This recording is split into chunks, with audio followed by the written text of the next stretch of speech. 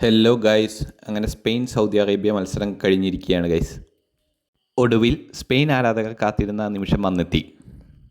Cape വേർഡേക്കെതിരായ goal രഹിത സമനിലയ്ക്ക് ശേഷം വിമർശനങ്ങൾ നേരിട്ട സ്പെയിൻ സൗദി അറേബ്യക്കെതിരെ 4-0 എന്ന ശക്തമായ ജയവുമായി ലോകകപ്പിലേക്ക് തിരിച്ചു വന്നു. മത്സരത്തിൻ്റെ തുടക്കത്തിൽ തന്നെ സ്പെയിൻ തങ്ങളുടെ ഉദ്ദേശം വ്യക്തമാക്കി. മധ്യനിരയിൽ റോഡ്രിയും പെഡ്രിയും കളി നിയന്ത്രിച്ചപ്പോൾ അലക്സ് ബയേനയും ഡാനി ഓൾമോയും ആക്രമണങ്ങൾക്ക് ചിറകേകി. 10-ാം മിനിറ്റിൽ മിഖേൽ ഒയാർസാബാലിൻ്റെ കൃത്യമായ ക്രോസിൽ നിന്ന് യുവതാരം ലമീല യമാൽ ഗോൾ നേടി സ്പെയിനിന് ലീഡ് സമ്മാനിച്ചു. ലോകകപ്പിലെ യമാലിൻ്റെ ആദ്യ ഗോളായിരുന്നു അത്. ആദ്യ ഗോൾ നേടിയതിന് പിന്നാലെ സ്പെയിൻ ആക്രമണം കൂടുതൽ ശക്തമാക്കി. നായകത്വം ഏറ്റെടുത്ത മിഖേൽ ഒയാർസാബാൽ വീണ്ടും കുറച്ച് മിനിറ്റുകൾക്കുള്ളിൽ 2 ഗോളുകൾ കൂടി നേടി സൗദി പ്രതിരോധത്തെ പൂർണ്ണമായും തകർത്തു. യമാലും ഒയാർസാബാലും തമ്മിലുള്ള മുന്നേറ്റങ്ങൾ സൗദി ഡിഫൻസിന് ഒരു മറുപടിയും നൽകാനായില്ല.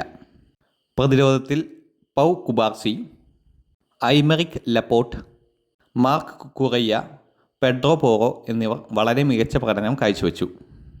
ഗോൾ കീപ്പർ ഉനായ് സിമോന് വലിയ പരീക്ഷണങ്ങൾ നേരിടേണ്ടി വന്നില്ലെങ്കിലും ആവശ്യമായ സമയങ്ങളിൽ അദ്ദേഹം ആത്മവിശ്വാസത്തോടെ നിന്നു. രണ്ടാം പകുതിയുടെ തുടക്കത്തിൽ തന്നെ സ്പെയിൻ്റെ 4ാം ഗോളും പിറന്നു. കുക്കുറയ്യയുടെ ശക്തമായ ശ്രമം സൗദി പ്രതിരോധ താരം ഹസൻ അൽ തമ്പക്തിയിൽ തട്ടി വലയിലെത്തിക്കുകയായിരുന്നു. അതോടെ സ്കോർ 4-0. തുടർന്ന് Ferran Torres, Yeremy Pino, Mikel Merino, Fabian Ruiz തുടങ്ങിയ താരങ്ങൾ കളത്തിലെത്തി സ്പെയിൻ്റെ ആധിപത്യം തുടർന്നു.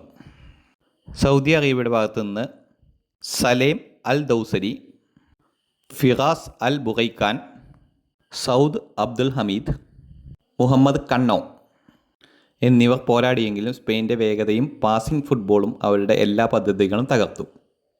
ഗോൾ കീപ്പർ മുഹമ്മദ് അൽ ഒവൈസിനും വലിയ സമ്മർദ്ദം നേരിടേണ്ടി വന്നു. ഈ ജയത്തോടുകൂടി സ്പെയിൻ ഗ്രൂപ്പ് എച്ചിൽ വീണ്ടും ശക്തമായ സ്ഥാനത്തേക്കാണ് തിരിച്ചെത്തിയത്. ഗ്രൂപ്പ് എച്ചിൽ നിലവിൽ 1ാം സ്ഥാനക്കാരാണ് സ്പെയിൻ. ഒയാർസാബാലിൻ്റെ ഇരട്ട ഗോൾ പ്രകടനം, യമാലിൻ്റെ മികവ്, പെഡ്രി റോഡ്രി കൂട്ടുകെട്ടിൻ്റെ നിയന്ത്രണം, കുക്കുറയ്യയുടെ ഊർജ്ജസ്വലമായ കളി എല്ലാം ചേർന്നപ്പോൾ സ്പെയിൻ യഥാർത്ഥ ടൂർണമെൻറ്റ് ഫേവറേറ്റുകളായി മാറുന്ന കാഴ്ചയാണ് നമ്മൾ കണ്ടത്.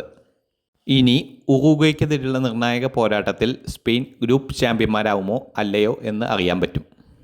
അവസാനമായി പറയുകയാണെങ്കിൽ, ലമീൻ യമാൽ തീപ്പൊരി കൊളുത്തി, ഒയാർസാബാൽ തീ പടർത്തി.